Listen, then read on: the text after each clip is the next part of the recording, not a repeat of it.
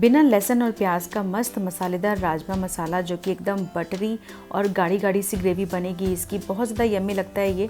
आपको लहसुन और प्याज की कहीं भी कमी महसूस नहीं होगी, आपको बहुत ज़्यादा पसंद आएगा। तो चलिए रेसिपी शुरू करें। बिना लहसुन प्याज के राजमा मसाला बनाने के लिए मैंने लिया है यहाँ पे 3/4 कप राजमा, जिसको मैंने रात भर के लिए सोक करके ले लिया है। आपके पास अगर टाइम नहीं है तो आप 2-3 घंटे के लिए उबलते पानी में डाल के राजमा को ढक के रख दीजिए, तो भी अच्छे से फूल जाते हैं। अब हमें इसे बॉईल करने के लिए इसमें पानी डालना है, तो राजमा के बिल्कुल लेवल का ही पानी चाहिए, ज़्यादा पानी नहीं डालते हैं बॉईल करते वक्त में। और मैंने यहाँ पे डाल रही हूँ एक बड़ी इलायची, काली वाली इलायची, इसको खोल के मैं डाल रही हूँ, इधर अच्छे से फ्लेवर इन्फ्यूज़ हो जाए राजमा में। 1.5 इंच लिया है मैंने दालचीनी का टुकड़ा और 1 चम्मच नमक डाल रही हूँ।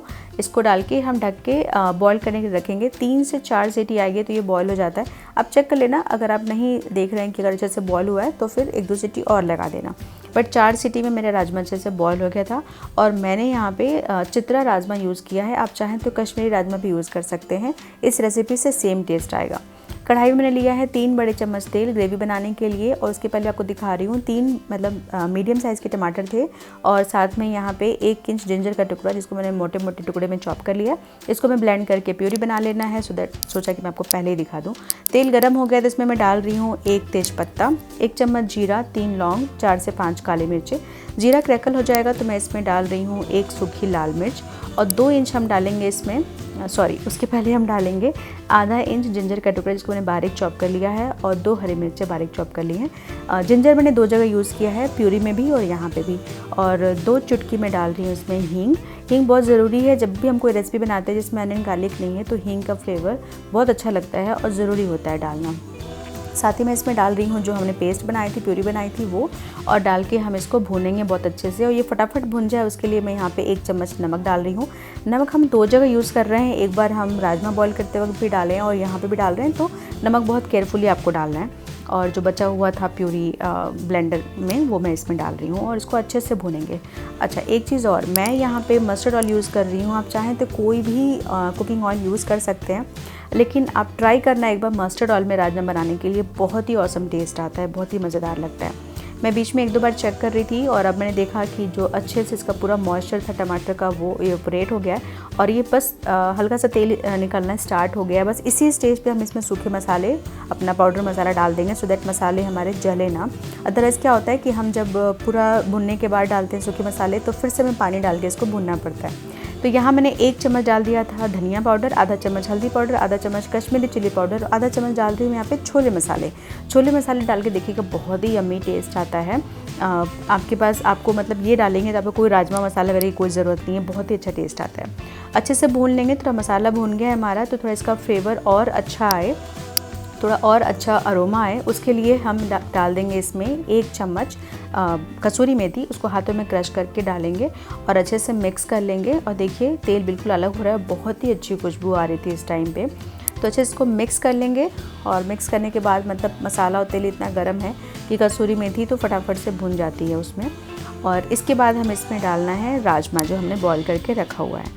तो राजमा में यहाँ पे जो मैंने खड़े मसाले डाले थे, जो बड़ी इलायची और दालचीनी था, वो उसको हम निकाल लेंगे, क्योंकि सारा फ्लेवर तो ऑलरेडी राजमा में आ चुका है, उसकी ज़रूरत नहीं है अभी। तो थोड़ा सा राजमा हम पहले इसमें डाल देंगे, और डाल के हमें इसको मैश करना है, सो दैट जो ग्रेवी है ना थोड़ी सी एकदम गाढ़ी गाढ़ी सी बने, बहुत ही यम्मी मज़ेदार बनेगी। तो थोड़ा सा डाल के मैं इसको ऐसे स्पैचुला से ही मैश करके और मसाले के साथ थोड़ा मैं भूनती हूँ, जिसकी वजह से बहुत ही अच्छा टेस्ट आता है।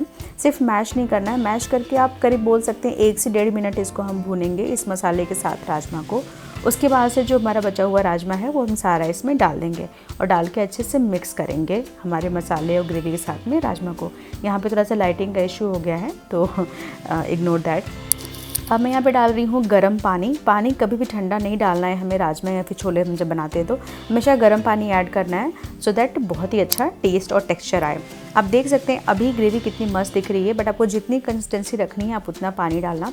और ये देखिए अच्छे से बॉयल आ गया है, तेल अलग होना शुरू हो गया है, तो हमारा राजमा जो है ना ऑलमोस्ट डन है। बट राजमा को हम जितना ही पकाएंगे ना उतना ही बेहतर उसका टेस्ट आएगा।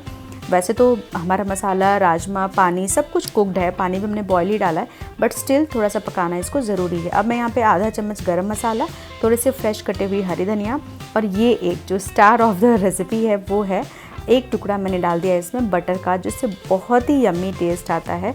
जब भी मैं अनियन गार्लिक वाला भी बनाती हूँ बिना अनियन गार्लिक, हर टाइम में थोड़ा सा बटर लास्ट में ज़रूर डालती हूँ। वो डालने के बाद से मैंने ढक दिया था और गैस ऑफ कर दिया था। तो 5 मिनट बाद देखिए थोड़ा सा सेटल डाउन हो गया है, तो कितना मज़ेदार दिख रहा है, बिल्कुल गाढ़ा गाढ़ा हमारा राजमा। बहुत ही मज़ेदार, ना लुक में और ना खाने में कहीं पे भी आपको अनियन गार्लिक का जो कमी है ना वो फील नहीं होगा। बहुत ही टेस्टी राजमा हमारा बनके तैयार है। आपके घर में कोई पूजा पाठ है, कोई फेस्टिवल है जिसमें आपको अनियन गार्लिक यूज़ नहीं करना है, तो ये रेसिपी बहुत ही परफेक्ट है। आपको एक बार ज़रूर ट्राई करना चाहिए इसको। अब राजमा बना है तो चावल ना बने ऐसा तो हो ही नहीं सकता है, बिकॉज राजमा और चावल तो मतलब जो मैच है वो मेड इन हेवन है। तो मैंने यहाँ पे जीरा राइस बनाया है और साथ में मैं आपको खा के बताती हूँ कितना यम्मी टेस्ट। अब मतलब देख के मैं कंट्रोल नहीं कर पाया, मुझे खाना ही पड़ा। ओ माय गॉड, इतना यम्मी बना है कि मैंने फटाफट 1 स्पून और बनाया और मैंने खाया। तो मेरा बहुत ही यम्मी राजमा मसाला तैयार है। इसको ज़रूर ट्राई करिए, मुझे पूरा यकीन है आपको बहुत ज़्यादा पसंद आएगा।